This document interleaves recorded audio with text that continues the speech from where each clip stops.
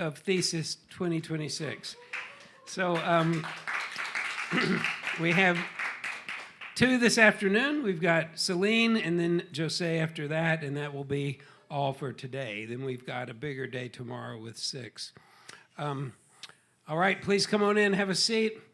So Celine is up now. Celine's been a great student. She's been sort of a quiet student, working hard. I always say, Celine, are you okay? She says, yep, I got it. And so I haven't helped her all that much, but she's got a great thesis. And her, this is what her words are. She says, I would like to thank God, first and foremost, for sustaining my efforts throughout the writing process of this thesis. I'm deeply grateful to my subject teachers, Mr. Wade and Ms. Maymay, and my advisor, Mr. Zorin, as well as other teachers for their constant support and guidance. My sincere appreciation also goes to my panelists, Mr. Brahm and Mr. Christian, for their valuable time and feedback on this thesis. On a personal note, I'm immensely grateful to my parents for their love and support. Lastly, I thank my friends, particularly those present today, with a special thanks to my lunch companions for bringing so much joy and support through this process. Her title is, a great Latin phrase, Amor, Fati, transforming adversity into mental resilience. Give me a second to start my timer and I'll tell you when you can start.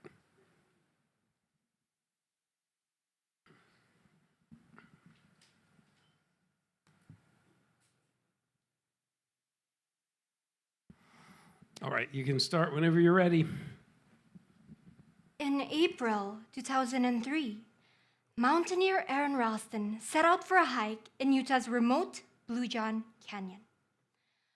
While descending a narrow sod, an 800-pound boulder shifted, trapping his arm against the canyon wall. For 5 agonizing days, Aaron suffered tremendously. He sat in the shadows, in the looming presence of death, trapped in silence, and recording his final goodbyes to a world he feared he would never see again. Yet, within his darkest, most despairing moments, Aaron chose to live. With an incredible act of will and nothing but a dull pocket knife, he severed the limb that held him captive and freed himself. But Aaron did not just survive, he transformed. He continued to hike despite the loss of his arm in his tragic experience, even conquering every one of Colorado's 14ers solo. His story reminds us that resilience is not about avoiding the boulders that life throws at us. It is about choosing to live fully, fiercely, despite our ordeals. Suffering is our oldest shared story, interpreted through centuries of religion and philosophy. From the tragedians of ancient Greece to the biblical narrative of the fall, we have always tried to make sense of our burdens. Throughout history, certain perspectives endure, suffering as a consequence of craving, a form of divine punishment, or as a symptom of human dissatisfaction. Etymologically, the word suffering comes from the Latin suffere, meaning to bear or to carry a burden. Over time, it has formed to represent a state of extreme discomfort that threatens the very intactness of the person. From a Christian perspective, suffering gains its meaning as a path towards reconciliation with God through the mediator, Jesus Christ. However, our current society views suffering as purely a destructive force that has to be eliminated at all costs. The escalating mental health crisis among adolescents worldwide demands immediate attention. If they are unable to effectively overcome hardship, they risk long-term emotional and physical consequences. This crisis raises some questions. How should suffering be perceived? Is it possible for suffering to be beneficial instead of destructive? Can suffering strengthen an individual's bond with God? While mainstream wellness argues for a zero-tolerance approach to suffering, this narrow perspective frequently ignores its transformative potential. If suffering is an inevitable weight that we must carry, and the question isn't how to drop the weight, but how to build the strength to carry it. I contend that we must prioritize the cultivation of mental resilience through suffering for the purpose of personal development.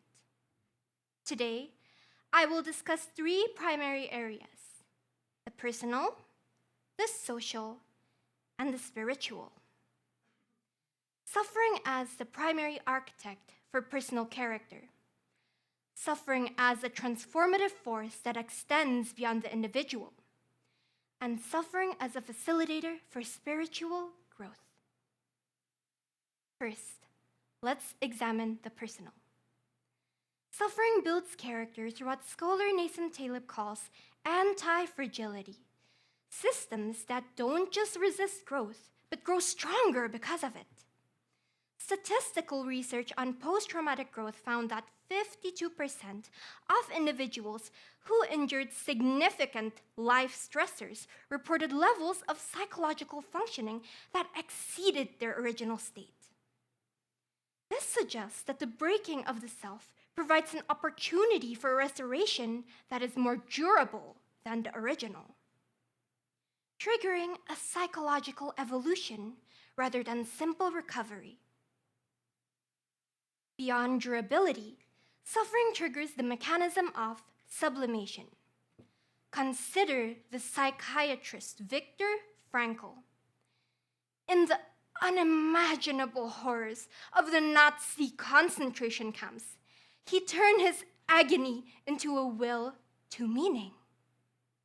He argued that while we cannot control our circumstance, we can maintain the freedom to select our outlook. Think of suffering like steam in a steam engine. Without an outlet, the pressure causes an explosion.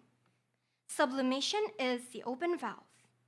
It channels the raw, explosive energy, turning pressure into movement.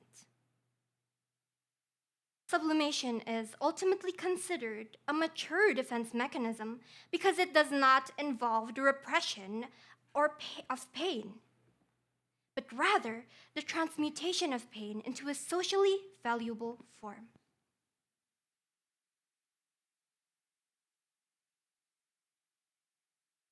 Evidence shows that medical professionals who deal with high trauma environments avoid burnout precisely by using sublimation, turning occupational stress into positive coping and self-exploration.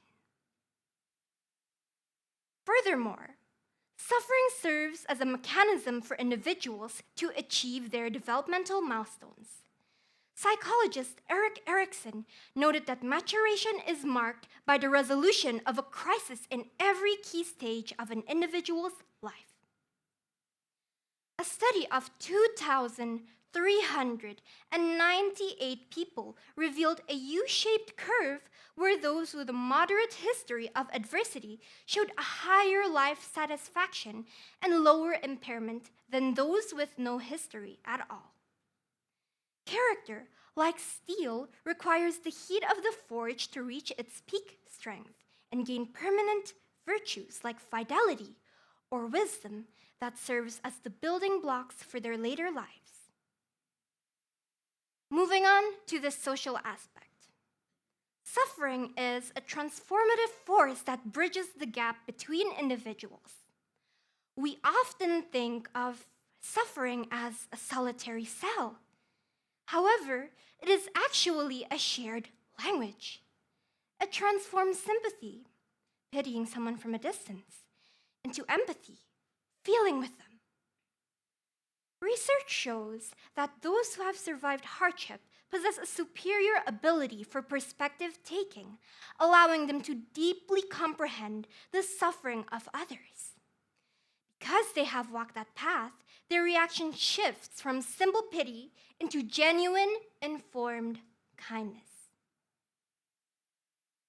On a larger scale, shared suffering sparks social change. According to the social identity model of collective action, the vocalization of personal hardships transforms private burdens into public grievances, shifting the societal framework from me into us. This is how movements start, whether it is the civil rights movement or mental health reform. It is the weight of collective suffering that finally breaks the status quo. When a community realizes that their isolated pain is actually a systemic flaw, quiet tolerance is replaced by a vocal demand for change. Collective suffering provides the necessary friction that compels a reluctant society to confront and repair its systemic failures. This leads to altruistic community building. Surviving a trial turns personal experience into a form of experiential expertise, a unique form of knowledge that is earned through the lived experience of navigating a trial. Data reveals a significant correlation between lifetime adverse events and prosocial behavior. This leads to the formation of reciprocal networks, which functions as informal toolkits, allowing individuals to exchange data, essential for others navigating similar circumstances, diluting the weight of the hardship and ultimately creating a self-sustaining cycle of recovery within the group.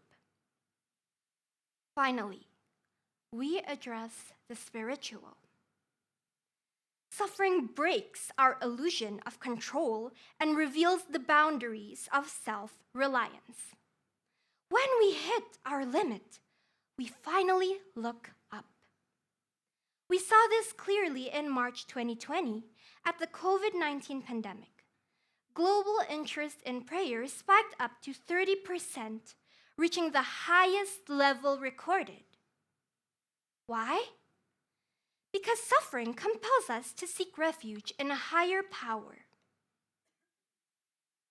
Moreover, suffering inspires spiritual purpose.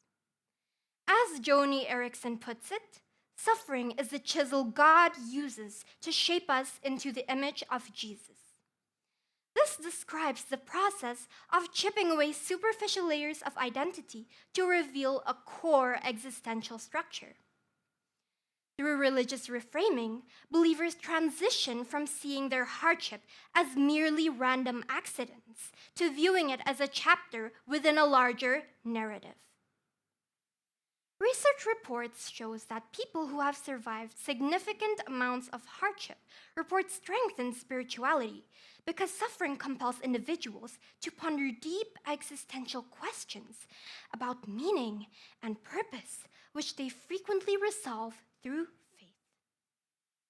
This process transforms raw despair into a purposeful calling. For believers, this identity is found in Christ, whose suffering provides the model for redemption. Through this, suffering shapes the individual to become more Christ-like, aligning their life with a higher purpose. Lastly, suffering paves the way for self-awareness and humility. Hardship often strips away securities like wealth and status, allowing individuals to acknowledge their finite nature and human weakness. Studies show that people who survive traumatic events volunteer for significantly more amounts of organizations than those who have not, reflecting humility, as survivors actively redirect their time and energy away from themselves for the purpose and the benefit of others. Ultimately, this shift replaces ego with a sense of collective vulnerability, allowing individuals to view others not as competitors, but as fellow flawed human beings, deserving of grace rather than judgment. Some may argue that suffering lacks any redemptive potential, claiming that for every story of growth, many others are left broken. It must be acknowledged that suffering possesses no off switch. The onset of trauma, depression, or grief are not matters of choice or will for the individual. Suffering does indeed cause immediate damaging effects on the individual's quality of life. However, because adversity is an inevitable certainty in life rather than an optional experience, the decision to shift from victimhood into growth resides within the individual's agency. While we cannot choose to be hurt or to experience the emotional turmoil that follows, we can choose to engage within the process of recovery. The wound left behind by suffering is not a dead end, but rather a fork in the road that requires a deliberate but difficult navigation. Others claim that the "what doesn't kill you make you stronger" narrative is a toxic cliche used to silence victims, suggesting that society uses the promise of future strength to dismiss an individual's pain and neglect responsibility for support. I agree. We should never use the possibility of growth to ignore the reality of someone suffering. Growth isn't a prize or a competition. It is a slow, difficult, and deeply personal choice. It is about the individual choosing to interpret and face specific challenges within their own timeline, free from societal pressures to become resilient before they are ready. Aside from this, some suggest that there are far more humane pathways for growth, proposing that development should be triggered by positive reinforcement and supportive environments rather than tragedy. They argue for a peaceful climb rather than a struggle out of the pit. While support is necessary, human nature often resists change in the absence of friction. Comfort can create a dangerous plateau. When the inevitable shock of sudden adversity occurs, those who have known the easy way may lack the psychological tools needed to survive. While comfort produces a shield, it cannot teach the adaptations required to overcome true hardship. We have explored how suffering cultivates growth by developing mental resilience, its ability to shape our character, its power to bring people together, and its role in deepening our spiritual lives. Yet, we must face the sobering reality that life's unpredictable volatility continues to test the limits of human endurance. Every day, individuals are broken down by the weight of unforeseen hardship, while mental health issues rise at an alarming rate. For adolescents who are still constructing their internal foundations, these trials can feel less like lessons, but more like a tidal wave of despair. The very future of our generation hangs in the balance. If we do not develop resilience, we are not merely failing to grow. We are allowing our own potential fracture, condemning an entire generation into a life paralyzed by the crushing weight of adversity. What does that mean for us adolescents? Well, the answer is that we stand at a crossroads where we must make a choice to transform the question, why me, into what now?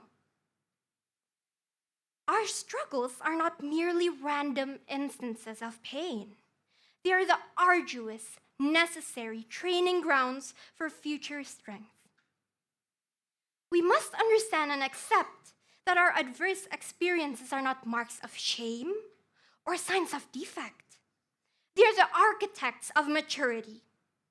Let us take the fragments of our most adverse experiences and forge it into unbreakable character, transforming the chaotic, dark moments into an illuminating light.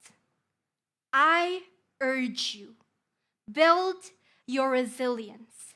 Turn the what if into what is, and rise. My name is Celine Claire. Thank you so much for listening to my thesis.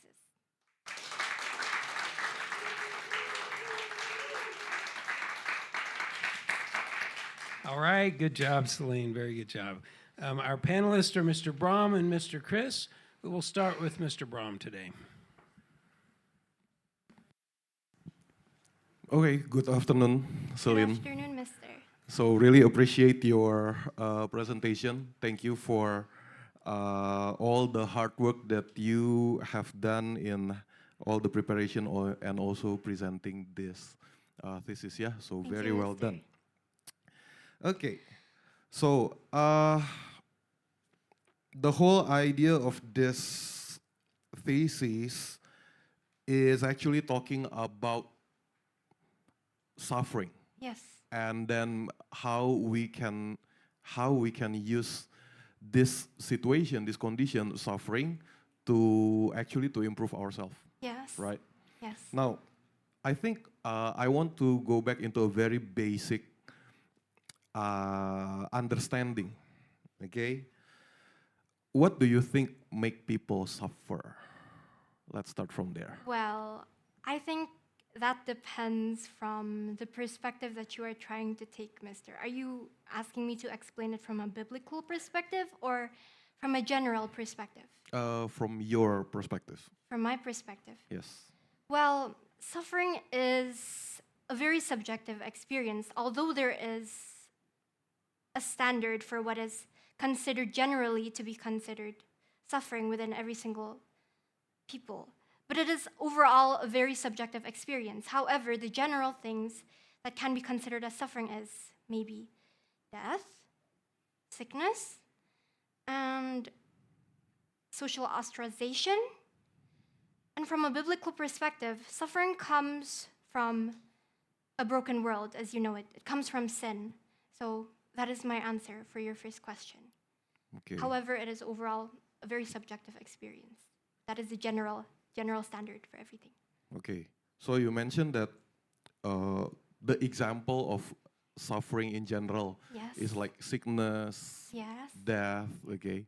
And then you said that in Christianity perspectives, what makes people suffer is sin. Sin. And because In a of broken world. the broken world. Yes. Okay. All right. So perhaps my next question is based on what you explain your understanding about suffering. Okay. Give me your opinion about why or what makes people hard to admit the fact that they are suffer. So you're asking about what makes them deny the suffering? What makes them like do not accept the reality when I they see. suffer? Well, maybe because suffering itself is a very tragic experience. It can vary for a lot of people and is definitely not easy to face for every single person. It is something that involuntarily happens to a person. I don't think anyone would willingly choose suffering, and when it happens, it is extremely hard to bear psychologically and physically. So I think that is my answer. And mostly, I think for some instances, it also comes from an internal guilt because they choose to enter a situation and they do not know the endings of the situation. And when they finally reach the ending, which is suffering, they return to themselves and they blame themselves for the start of why it happened. Okay, right. So yeah, you mentioned that it is never a choice from people to be suffered, Yes. right? Okay, but then at the same time, your thesis said that there's a good thing about Yes. suffering, Yes. right? So how can you emphasize this idea to people that normally say that I don't want suffering, I don't want to be hurt, I don't want this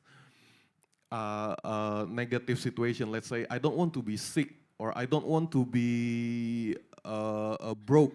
Okay, my Yes. business like broke. I don't want that to happen. But then, how can you emphasize to that people that hey, there's something good in being broke. There's something good in being sick. Oh, I see. So you were trying to say you're trying to emphasize and ask me on how someone can see the suffering as something good, like within the suffering itself? Right, Is that what you're saying? yes, because you mentioned before that normally people will never choose to suffer. Oh, yes. How can we course. emphasize your idea? Okay, so for the broke thing and the sickness that you have been saying, I do not think that, again, it is a matter of choice or will for the individual. Most people are born into poverty because of their parents. And maybe for sickness just happens to everyone. Like, we cannot choose, hey, today I want to be sick. I don't want to be sick. Like, you cannot just do that. It happens to the person involuntarily. And what I think that matters most is what we choose to take from that singular event. The singular event is a constant. However, we can mold that and choose to direct that into different forms, such as maybe if you're sick, you can reach out to a certain person for support or you can go to the doctor. Obviously, you won't just stay stagnant and still and just let yourself suffer. You have to take certain steps for you to grow from that sickness and to get over that sickness. Or from poverty. From poverty, okay, for long terms, maybe it would be extremely hard for the person to achieve. But maybe for tomorrow, how am I supposed to improve my living situations today? What can I do? So they do not entirely focus directly on the object of suffering itself because it is a constant, but you can evaluate your response to it directly. Does that answer your Okay. question, Mr.? Yep. Good answer. Thank you. So my next question, yeah, how can we avoid the idea that we have to suffer, in order to grow spiritually, etc., etc.? Because I know that there are some worldviews out there that, basically and literally teach that suffering is essential.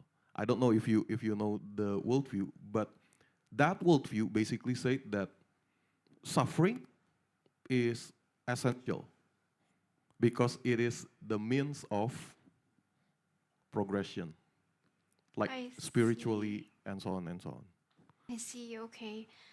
For that certain perspectives, I think the word that is better used to describe it is not entirely suffering. I mean, obviously, suffering can direct a person to a better future, but I think what is a better word for it is hardship. Because hardship, people can deal with hardship in a short term or in a less arduous manner. However, suffering is a more long term manner. And we must also accept and realize that even though suffering can open our eyes into a meta-narrative or maybe to God, it is not the only way for us to achieve that realization. There are many other ways. Suffering is just, for example, an eye-opener to it, one of them, but it is not necessary to be taken. Like I have said, we should never directly engage with suffering itself. Okay. Thank you. One more, yeah? So, do you think that suffering is the end goal of people or the beginning of something bigger? I see. Okay, so from my perspective, right, Mr. Okay. From my perspective, I see suffering as the beginning of something. Because, like I have said in my thesis, it is not the end point. When someone is broken down, it is not the end point. They arrive at a crossroads where they must choose. They either continue to suffer and go down that path, or they take that suffering, accept it, and choose to live with it, and choose to build something from it. Suffering is not a dead end. I do not consider it to be a dead end, and it should not be considered a dead end. Okay. Thank All you. right, we Very need to good. move to Mr. Chris. Thank you. Go ahead. Right. Congratulations, Celine. Thank you for your presentation as Thank well you, as your Mr. thesis. First off, maybe a bit of a compliment in terms of your thesis. This is quite a particular take on the rather difficult and tough topic that, if we're really being honest, most of us probably would prefer less suffering in our lives, right? But your research is rather thorough, both from the historical aspect as well as from the psychological merit and implications. It's pretty much a rather interesting but also rather detailed work that you have done here. So good job on that. And Thank you, yeah. Mr. Right. Okay. So maybe we can go with the questions now. Yeah. So I'm gonna be asking more on the personal or maybe the social effects of the suffering based on your thesis. So perhaps let's go with the first case first. Right. Now, from your thesis here, you're basically advocating that people should essentially try to embrace their suffering and then maybe learn from it for their betterment instead of just wallowing or complaining about it, right? In that general sense, right? But, well, if we're really thinking about that further, then as an overall, well, action against it, then should any kind of suffering that is occurring in our world here be left alone? In other words, like if there's suffering in any aspects of people's lives, we just practically just let it happen for the sake of that chance for development, or is it better for us to actually maybe consider minimizing some of cases of suffering? Because if we're being really honest, suffering isn't really equal in terms of their effects, right? Yes. Some types of suffering is pretty much easy or maybe like plainly has barely any effects compared to more severe or harsh cases, like your example with the Nazi camps versus Yes. someone that was stuck in the dying state versus someone who's broke or maybe someone who's just sick for the day, you know? Okay. So just to ask, forgive me, Mr., but just to ask again, you're asking if we should prolong the suffering, whether we should or should not prolong the suffering. Okay, I see. So in my opinion, suffering should not be prolonged. It is an experience of agony, and I do not think that anyone would want to stay within that state further.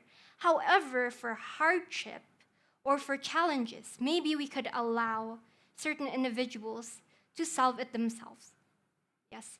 And I think it also depends within the human tolerance.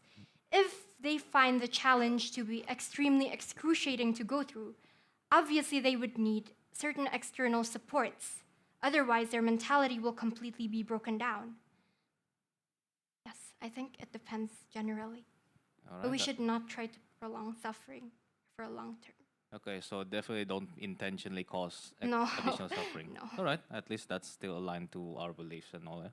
Although, yeah, thank you for the answer on that regard. Maybe going along those lines, right? Now, obviously, as stated, not all types of suffering are equal in terms of their effect, but there's also the fact that sometimes you can impose maybe minor types of suffering, or perhaps kind of like saying it's for the sake of the development. For example, when we are thinking of how we establish behavior or habits that are beneficial for anyone in the long run. Maybe going with the examples that we have here, for example, you guys are requested or required to, for example, clean up your tables after eating lunch, as well as sorting the trash as much as Yes. possible. Or maybe if the one that's pretty much very maybe a bit more recent but also rather significant is the requirement for you to do service hour per year, Okay, right? yes. Those are definitely intentional Yes. in terms of implication. They will definitely take time. They will require effort for Yes. you to solve. So we can kind of consider them as one of the factors that can be considered to cause suffering in some ways, right? So are those kinds of intentional uses appropriate in that regard? I definitely think that those kinds of uses for hardship is appropriate because it builds character, but as you have said before, it is done through a controlled environment. And it has been measured by teachers or say the student council or basically the school itself. So I think they know to a certain extent what is good for the student and what breaks a student. All right. So the point is to not end up having too much of it after all. Yes. All right. Thank you for the answer and for that regard. Yeah. All right. Now maybe let's go to another section of your thesis here, if we may. Yeah. My next question is more about the introduction of your thesis. You mentioned earlier that as in the general knowledge of suffering, then sometimes people label. Well, you propose that it can be taken advantage of, or you can embrace it so that it becomes a development process or test, right? But some people might actually also label it as, perhaps, for example, a consequence or punishment due to circumstances or maybe mistakes and all that, right? Now, of course, all of that is still debatable in terms of what can be considered as suffering or punishment, because that's pretty much jumping the gun based on biased claims, right? But should we even try to, for example, categorize suffering based on if whether or not it's consequence of actions or so on? For the categorization itself, I think that depends entirely on the person's worldview or philosophical view or a religion. Suffering is a constant, it is felt by everyone, and it is what it is. It is hardship, it is pain. However, those perspectives that you mentioned is specifically the meaning that we choose to assign to it. Yes. So it's more to a worldview and a belief rather than a definition of the suffering itself. Okay. All right. Thank you for that one. Perhaps, yeah. Now, if we go with another question, I still have time. Yeah. All right. Now, if we're talking about suffering in general, of course, there's again different types as well, right? But depending on how people react to the suffering, there's also the case for different personalities after all, right? Some people, when faced with a suffering, they will try to tackle it head on, be loud, be mad, and basically act right away and be aggressive about it, which is can be done and fair in some situations after all, right? But meanwhile, some others, there are also other groups of people who, when they are faced with a similar situation or suffering, they will end up being more cautious about it. Maybe they remove themselves from their surroundings, think it over, try to solve it in a more collective manner. Now, Yes. my question from that kind of variety is there exactly a difference in terms of how that will, of the result that can occur or the development that can occur in the different personalities and ways people try to tackle suffering? Well, I think the different personalities does not matter too much. However, it is the way we choose to address that suffering that matters more. And whether we choose to be, for example, some personalities would choose to be more avoidant towards the suffering and ignore it completely. That is not a good type of coping, and that is just actively ignoring the problem, which is the suffering itself.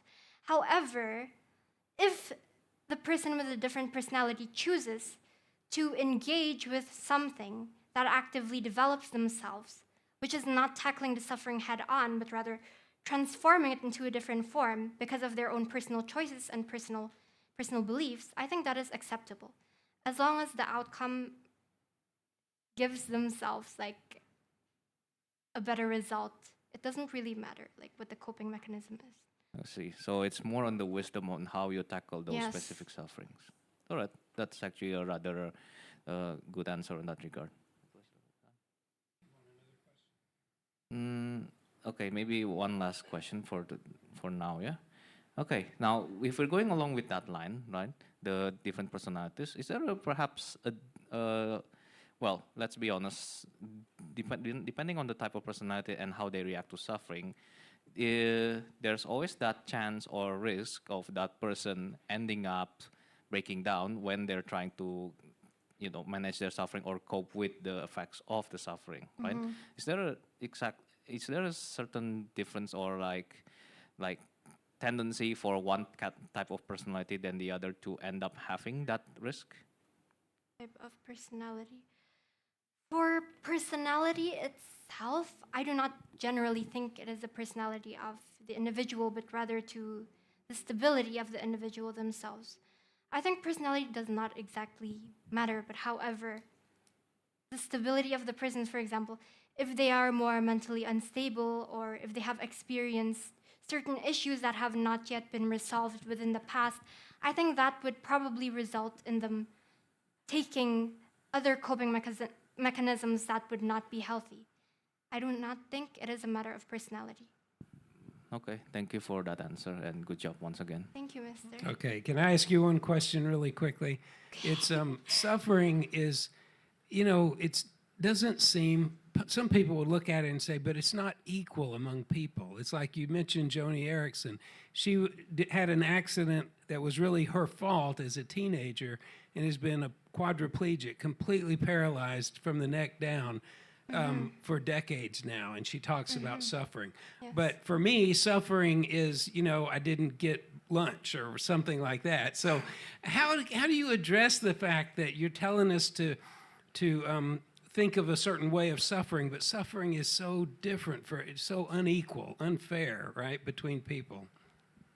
I see. Well, it is obviously a subjective experience, but within the core of suffering, there is still pain and agony, and we still suffer.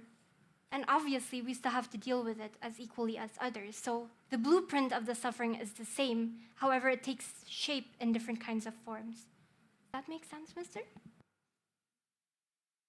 Yes, it does, and thank you very much. I made Thank you go you, over Mr. just a minute to answer my question, but it's done. Thank you. You did a great job, Celine. Yeah, very good job. So we'll meet friends, family,